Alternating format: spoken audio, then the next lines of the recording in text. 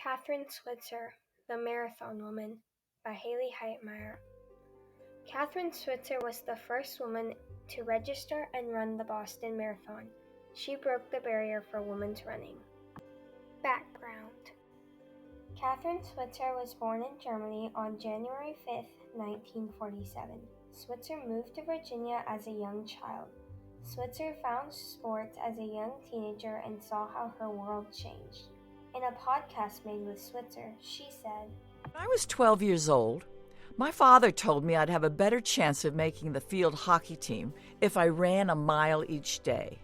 A mile a day sounded like a lot. I didn't think I could do it. I made the team that year, but running my daily mile became more important than field hockey. Running gave me the courage to try new things, and that sense of empowerment has been with me my whole life. Switzer noticed, though, that she almost never saw any women competing in sports. At Syracuse University, Switzer met Arnie Briggs, who was a running coach and volunteer at Syracuse at the time. Briggs became one of the main reasons Switzer was able to run the Boston, by both helping her train and being one of her biggest supporters. When Switzer told Briggs she wanted to run the Boston Marathon, he was skeptical at first, as many would have been, but he soon came around to the idea. Day of the Boston Marathon, 1967. On April 21st, 1967, the day of the Boston Marathon, Switzer was ready to make history. She had trained and prepared herself for this day for a long time. Switzer signed up under a name that wouldn't draw suspicion. The marathon started at 12 p.m. sharp. Switzer described the first few miles as fun, relaxing, and enjoyable because you knew you were going to feel the pain later, so you might as well enjoy the painless part. At mile 4 of the race, the press found Switzer and got very excited, proceeding to take many pictures of her, but the press weren't the only ones who had spotted Switzer. Boston Marathon race director John Semple saw Switzer on the course, and he was unhappy. He said, "Get the hell out of my race and give me those numbers," and then proceeded to try to physically assault and remove Switzer from the marathon. Luckily, Switzer was running with a group of men that were able to protect Switzer from Semple, but instead of giving up when Semple tried to take Switzer off course, she said, "It wasn't until the race director attacked me during the run did I become determined to finish and speak out on behalf of all women." After 4 hours and 20 minutes of running and being stared at, judged, and admired, Switzer crossed the finish line of the Boston Marathon, making history. Effects after running the Boston Marathon. This event in history had major impacts, whether right after Switzer's run or long after her run. In 1972, the Boston Marathon officially opened registration to women, which was a huge accomplishment to Switzer. Also in 1972, Title IX was released. Switzer had a role in inspiring it to be created. Title IX is federal civil rights law in the United States that was intact as part of the Education Amendments of 1972, and it prohibits sex-based discrimination in any school or other educational program that receives funding from the federal government.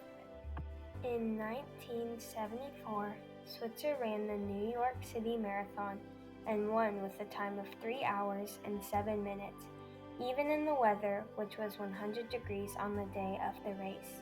It took 27 minutes for the next woman to cross the line, and the margin between Switzer and the next woman created the biggest margin of victory in the history of the New York City Marathon.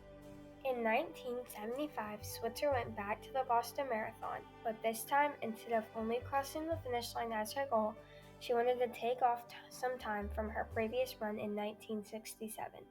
And she did, with a remarkable time of 2 hours and 51 minutes compared to her previous 4 hours and 20 minutes.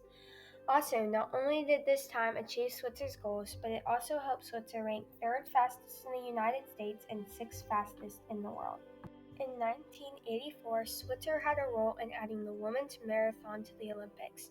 She said, "That's when my dream to get the women's marathon at the Olympics became reality, because I said, if I can do that, how much talent is out there, real talent? What could women do only if they had this in the Olympics? When Switzer got offered an opportunity to do just that, she jumped on it. And in 1984 Olympics in Los Angeles, the women's marathon was an event. We had all the international representation, the numbers and the talent, and even medical evidence to show them, Switzer said. Runner's World magazine named Switzer Runner of the Decade in 1966 through 1976, one of the visionaries of the century in 2000, and a hero of running in 2012. Also in 2006, Switzer was awarded the Arendt Award, Syracuse's highest alumni award. In 2015, Switzer started a non-profit organization called Fearless 261. She made it to empower and unite women through the creation of local running clubs, education programs, and communication platforms and social running events. The number 261 is a nod to her bib number in 1967 Boston Marathon that the race director tried to take from her. Switzer authored a book called The Marathon Woman, Running the Race to Revolutionize Women's Sports, which explains her race, how her life changed afterwards, and how running can change anyone's life. Switzer also speaks at colleges, explaining to the students how they can become leaders and make a difference. An example is her commencement address at Syracuse University in 2018. Here's an excerpt from this address.